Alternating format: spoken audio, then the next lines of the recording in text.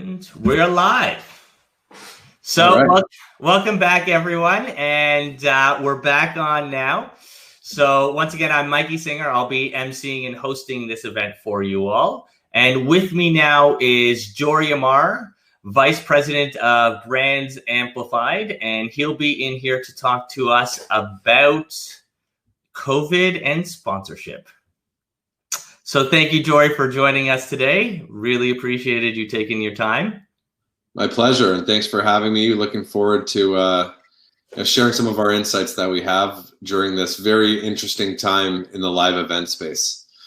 And I appreciate your conversations with me over the course of this whole thing as we've been in lockdown, and thank you for your insight.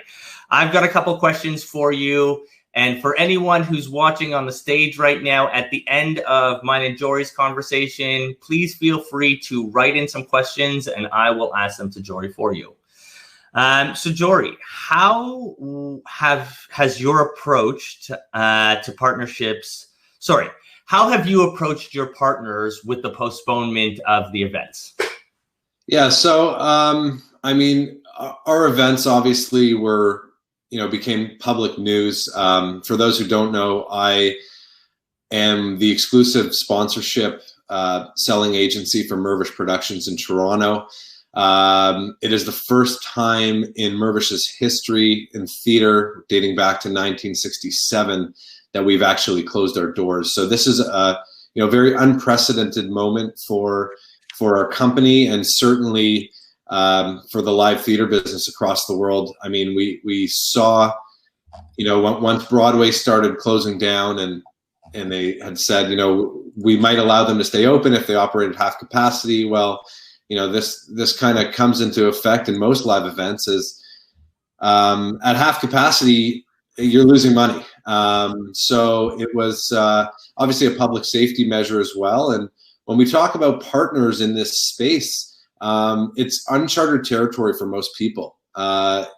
In sponsorship specifically, it's all about the live event experience and about physical and digital interactions within the live event space. So when we're talking about our partners, obviously once this all happened, we did a mass reach out and then started calling all of our partners individually. And what we did find from our partners was everybody kind of had the we're in it together mentality, and looking for alternative ways to keep messaging going while we knew we were going to be down for the foreseeable future. Now, naturally things have progressed in the right direction in Canada, and do we know when we're going to be allowed to kind of get back to business and have people in theaters? We don't. Is it going to be when a vaccine comes? We don't know. Very similar to the event business, the trade event business that you guys are all in, about how are we going to feel comfortable congregating again, and what are the steps and measures that we can employ to allow customers to feel safe. From my perspective, especially in theater, the majority of our audience for specific shows is kind of in that higher risk demographic. So I think that when we do get back, there's going to be a lot of effort put towards messaging to the public. How are we going to reopen? How is it going to be safer for them? If there isn't a vaccine and we're allowed to reopen, employing the proper sanitization in the theaters, but also having customers wear masks, which is going to be law tomorrow in Ontario. So I think each of our partners also understand this, and they've got partnerships all across the live event space. And so everybody's going to need to adapt and kind of shift their thinking for the time being until we're kind of out of this, gray cloud of COVID-19 and move forward to what will be the new normal of our lives. Thank you for that. And speaking more to that, how often are you in contact with your current partners? So, I try to touch base with them every couple of weeks just to see how they're doing. Our partnerships range from Fortune 500 companies to small businesses looking to connect with a premium customer. And so when we're talking about some of the larger companies, I mean, obviously from a financial impact perspective, it's not as heavy on them versus, some of the smaller businesses we work on.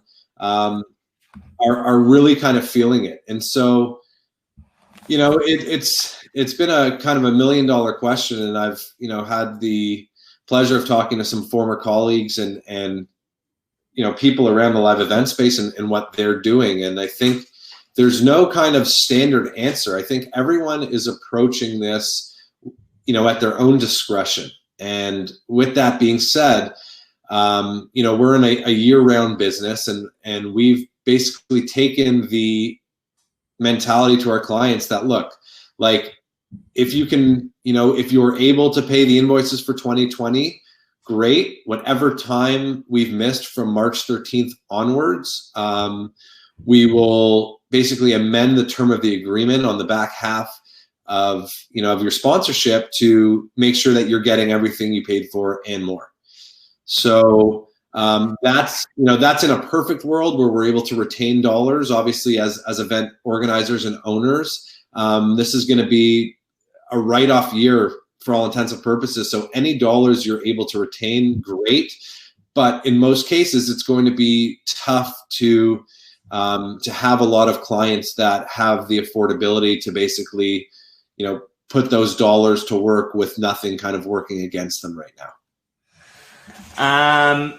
That's great. And that answers one of my questions, which was some of the short-term impact you're seeing on some of your partnerships. What are some of the long-term impacts you foresee coming down the pipeline? Yeah, so the way that we have our business broken down is basically from a sponsorship perspective and an advertiser perspective. So when COVID hit, our advertisers, and these are people kind of doing more of the one-off things, one-off activations, one-off media buys, whether it's on our website, in our email, or in our in-venue program. Naturally, those are going to be, any program advertisers or in-venue advertisers are going to be impossible to deliver with no live theater happening. So short term, I think we know where we're at, but I think when we're talking long term, and I think this is really an important piece, people are going to remember how their partners acted and approached during a very trying time. And this isn't just, live event based that is getting affected. It's essentially, most people in the entire world. And I think when you look back, because I had some interesting conversations with our lawyer around the force majeure clause. And this clause is found in, mostly every sponsorship agreement, not so much found in advertising agreements. And what force majeure speaks to is what happens if there's an act of God or a government shutdown and how it affects the validity of your agreement. And depending on, we have certain contracts that came from our legal department, and then we have certain contracts that came from others, and they have very different meanings and purposes with regards to how force majeure is enacted. We've taken the stance that we are going to be in this for the long haul. We have partners that have been with Mirvish for over 20, 25 years, and you need to treat all partners for that matter as a case-by-case basis. There is no right answer. I think partners want to see, what it is they can do. So one of our big partners, had said, okay, given this time, a lot of our live event partners are shifting focus towards digital content distribution to keep people engaged with live entertainment while, it's not happening in the physical form. So, depending on what type of show you have and what type of access to content you have, like I know for Mirvish, we had a little bit of content that we could kind of help share through partners and kind of create things. But also in our business, a lot of that content is owned by the producers themselves. So we had to have conversations with them to allow us to license it to one of our partners. And I mean, does it equate to the sponsorship dollars in their contract to have, a little bit of a content segment piece lined up? Not necessarily, but it's keeping the conversation alive. When we talk about this pandemic, yes, everyone's affected, but I think once we go back, we want to have something to go back to. So whether you're a show that's happening once a year or it's a show that's happening once a quarter or monthly, it's all about keeping that engagement high, whether it's through your social platform, whether it's through your CRM platform, or whether it's through your websites. to be able to constantly communicate and provide value to your customers and to your attendees, to let them know that you're still here. Things might look a little bit different. Like I know, Mikey, you've done a great job with some of the shows you've put on to really create that digital environment and be able to engage further than the four walls of the venue that you would have been holding it in. And, is that going to be a new normal? It might be, but I think it's also going to do. It's going to allow a lot of shows to not just sell tickets for the physical in-person part of a trade show, but also how do you extend those borders outside of the four walls and really speak to a larger audience. And by doing that, garner more dollars from sponsors and brands looking to connect with specific shows and customers. Yeah, and we'll cover that in virtualization realization. So thanks for stealing my bit from me. Speaking of which, is now a good time, with a lot of downtime. A lot of us are go. We have a second to really catch our breath. Is this a good time to prospect? Should you be looking for new partnerships now, starting to build those, not necessarily dollars, but relationships? I think there's never been a better time to prospect. What this last 4 months has provided us with our business is really a time to step back and look at the business holistically. Now, when I spoke about before the advertiser versus sponsor piece, I mean, from an advertising perspective, can you start conversations? Sure. I just don't have specific events and shows to necessarily sell them and timing of those shows. So you can still start building those relationships. And from from the media buying perspective, a lot of that has to do with the advertising agencies and experiential agencies, just to kind of get on their radar. Like people are looking to 2020 is going to be a write-off for experiential. We know that. But what's going to be happening in 2021 and onwards? And your ability to get in front of that and also, think strategically about how the new normal may operate and how we might be able to integrate brands in a different way to give them a different approach to connect with these consumers is going to be, heavily dependent on the success in future years. Now, when we talk about sponsorship, certainly, yes, again, we don't have dates that we're going to be going back into shows with, but I know that I still have some openings in some major categories that I need to fill. So to just check in and have like a virtual coffee with some sponsorship, heads of marketing and sponsorship related people in the industry is going to be very important, because this isn't going to be around forever. At least, I hope it's not. But when we do get back, I think this is going to really be the time where we've had a chance to kind of take that 10,000-foot view of our businesses and how we operate them and kind of pivot and do things a little bit differently and do things better to not only provide a better experience for the end user, but, from my perspective is how can we help tell brand stories better in a more meaningful and impactful way throughout the entire event experience. That's great.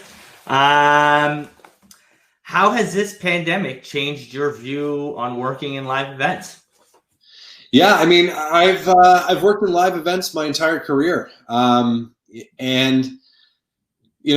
started at Live Nation Entertainment, moved over to Maple Leaf Sports and Entertainment when we created a joint venture with Live Nation to basically run all of the teams and concert business in sync with each other because of how deep the sponsor roster portfolio was across all four teams. And now when you integrate the live music business. So now moving into theater, which is just another piece of live event inventory, it's going to be interesting. Again, I don't think that this is something that's going to be around forever. I also think that there's, a huge solace knowing that the entire global medical community is working on this right now, because it's not something that's affecting a certain region of the world. It's affecting the entire world. I mean, look, live events right now is going to be hampered. Travel and tourism and hospitality is going to be hampered. But I think when you look at it holistically and you look back at history, it's going to be a place in time that we're all going to have to kind of work together to get over and mitigate the risk. But live events will be back, and they will be better than ever. And I think, the great thing that we all know about why people attend a live event is to kind of shut down from the rest of the world and really get out and experience. And I think once the green light is given, people are going to be dying to get out there, to go see their favorite band, to go see a show, to go see their favorite team play, just to go out and interact with people again. You know, going to trade shows are going to be, it's going to be a thing to do again, and it's going to be a thing to experience and really have conversations with brands and help, you know, deliver that messaging through the shows. Yeah, and I think that's a great point. There's a lot of pent-up demand out there for people to connect and engage with each other. And I think once that green light gets switched, there's going to be a rush to get back to things. And, you know, I was on a Coffee with Colleagues chat put on by my association, CAEM. Not my association, but the association I'm a part of. And Barry Smith brought up a great point. You know, we expect a very hard year until this gets sorted out, whether it's treatment or a vaccine. But after that gets done, people are going to rush out to get experiences. They've been locked home. My last question for you before I open it up to everyone watching on the chat is, what is the most positive thing that you've had come out of this new way of life? Well, the most positive thing would probably just having the ability to kind of stop, take it all in. You know, when everyone's been in their day-to-day for the last however long they've been, you know, operating the businesses, it's hard to kind of take that time to, whether it's reconnecting with family, whether it's taking more of a strategic look at how your business is running and what you can do better and how you can grow both personally and professionally. I think that's what's really been in it for me. You know, I have a young kid at home that I've gotten to spend an enormous amount of time with. I have certainly a profound respect for stay-at-home parents and seeing what, you know, that goes through on a daily basis. But it's also allowed me to kind of, you know, take a deep breath. Of course, work is important in order to support family and all that. But at the end of the day, what people are kind of noticing now is, what do we really need to be happy? I think a lot of the time, you know, consumers have overextended themselves a little bit financially from a want to what an actual need is. And for me personally, it's been a great time for reflection. I've taken a look at our business in a lot of different ways and figuring out, you know, what is the short, medium, and long-term future. You know, we know that theater's been around and plans to be around in this industry for, you know, for infinite amount of time. And for us, it's you know, talking with like-minded people about ways, you know, new ways and new ideas, and really being more of a collaborative community versus everybody just being tunnel focused and everyone staying in their own lane. It's like, if you have colleagues that are working in a similar business or even in a non-similar business, just having those conversations, checking in with people. It's been very positive to hear how many different professionals in different industries are coping and what they're planning for the future to really help, you know, drive a new source of purpose and, you know, a new kind of business acumen going forward, now that we've all kind of had a 4-month summer vacation kick in. Yeah, just with your kids screaming at you the whole time. So yeah, it didn't see or feel so vacationing. Yeah. So what I wanted to do is open up, and if everyone sees, and I see a lot of people connecting in the chat, a lot of familiar names and faces, a lot of new names as well. If you have any questions for Jory, feel free to just type them in there. And if not, and I'll give it a couple minutes, what we'll do is we'll end this conversation and I'll let everyone know what we have coming up. All right. Looks like we don't have any questions from the crowd yet.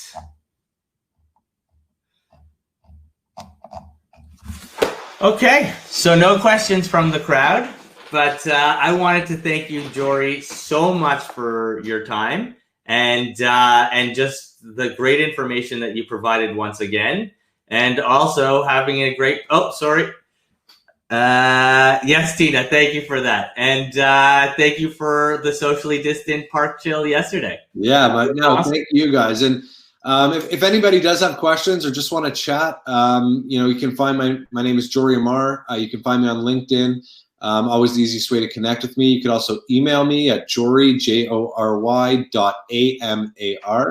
@brandsamplified.com, and be happy to chat, whether it's a question specific to events or specific to the sponsorship business. And again, really appreciate the time this morning, everybody. Wishing everybody a safe and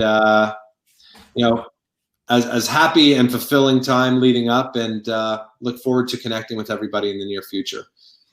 All right. And coming up in the next little bit at 11, we've got the networking open at 11, connecting with industry friends and colleagues. Also at 11 in the sessions room, positive stories. What are some of your wins from 2020? And then myself, starting at 11:10 on this main stage, I will be doing virtualization realization. Our expo area will be open as well, so please come visit. Jory, if you want to type your email in the chat right there. Oh, sure. Yeah. So Jory will type it in the stage chat for you. And thank you again, everyone, for joining us. And we'll see you in the different session rooms. Enjoy moving around the event. And just a couple more notes. If everyone sees to the people side again, you will be able to talk to your friends and colleagues directly, and look for the polls that are keeping coming out. Thanks so much, and have a great day, guys.